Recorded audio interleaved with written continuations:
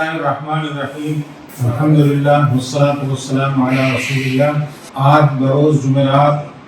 5 مارچ 2026 15 رمضان مبارک مرکز خالد بن ولید اسلام آباد میں مولانا فضل الرحمان خلیل صاحب کی میزبانی میں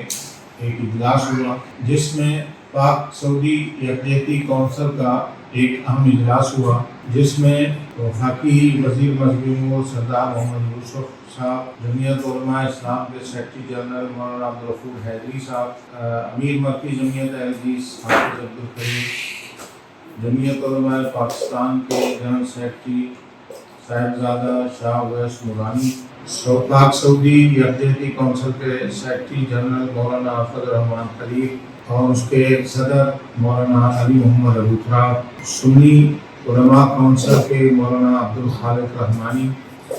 پروفیسر سجاد قمر، مولانا عتیق الرحمان شاہ اور شعیب خان کریم نے شرکت کی۔ اجلاس میں متفقہ طور پر یہ طے کیا کہ حکومت پاکستان نے جو موقف اختیار کیا ہے، بلکہ حکومت پاکستان کے نائب وزیر اعظم محترم اسحاق ڈار صاحب نے جو سینٹ میں پالیسی بیان دیا ہے اس جنگ کے حوالے سے، وہ پوری قوم کی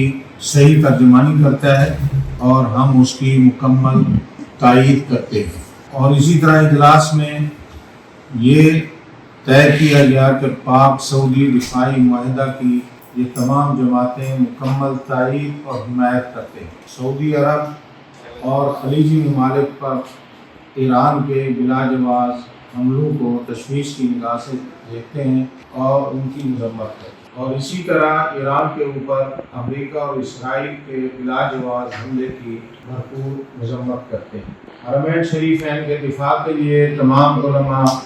اور پوری پاکستانی قوم سعودی عرب کے ساتھ یکجہتی کا اظہار کرتی ہے، اور دفاع حرمین کے لیے پوری قوم، ہماری حکومت اور ہمارے سیکورٹی ادارے وہ حاضر ہیں اور اس کو اپنا فخر اور اعزاز سمجھتے ہیں۔ افغانستان کی طرف سے پاکستان پر حملوں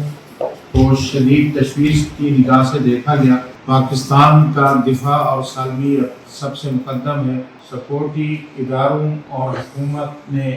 جس طرح پاکستان کا دفاع کیا وہ قابل تعریف ہے۔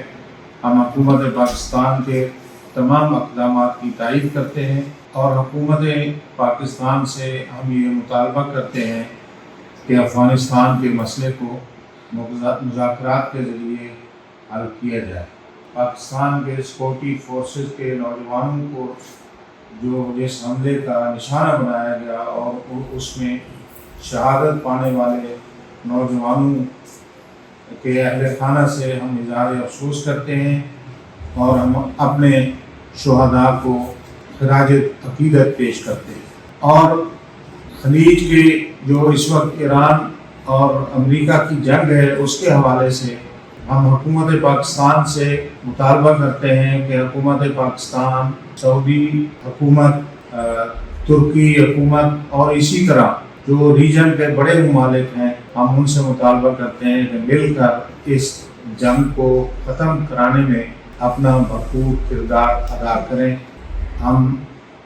پاکستانی فوج اور پاکستانی حکومت کے جو بھی اقدامات اٹھائے گئے ہیں ان کی مکمل تائید اور حمایت کا اعلان کرتے ہیں۔ السلام علیکم۔